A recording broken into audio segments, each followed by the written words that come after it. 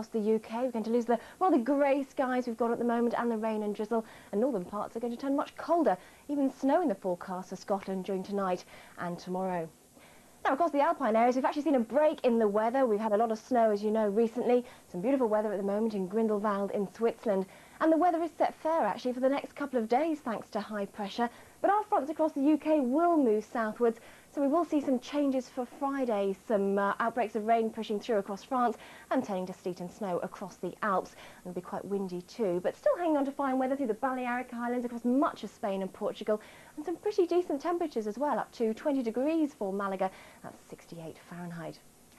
Now back home, and we've got those fronts coming in from the Atlantic to bring us rather miserable weather. A lot of cloud across the UK with some rain as well. And the rain has become more organised in western Scotland in the last few hours, driven in on quite a strong and gusty southerly wind.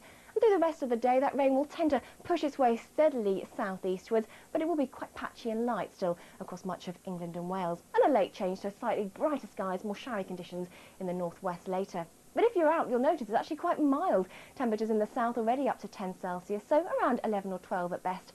That's 54 Fahrenheit. The real change comes in, though, through this evening and tonight, because those fronts will drive their way southwards. Much colder air coming in across the north of Britain tonight. It'll be a little bit icy in places, and the snow showers will start to pack in across Scotland as well. Further south, it will still have that frontal rain. It looks as though it'll sort of cling on for dear life, really, through the Channel, and that'll make a reappearance as well, bringing more rain up across England and Wales during tomorrow. For many parts, though, it will be bright to start the day. There'll be quite a lot of sunshine, but there will be those wintry showers from the word go in Scotland. Quite a bit of snow for the hills, I should think, and still quite cold in the wind. And further south, well, that rain and drizzle will push back, and it looks as though much of Wales, the Midlands, in across East Anglia and the southeast will turn rather miserable through the afternoon.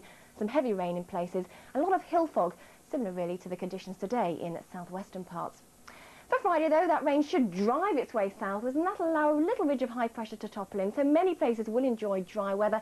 But I have to say, we will see some changes again through this weekend. Wet and windy weather driving its way in across the UK, and the winds at times up to severe gale force in the north, so a lot to keep an eye on through the next few days.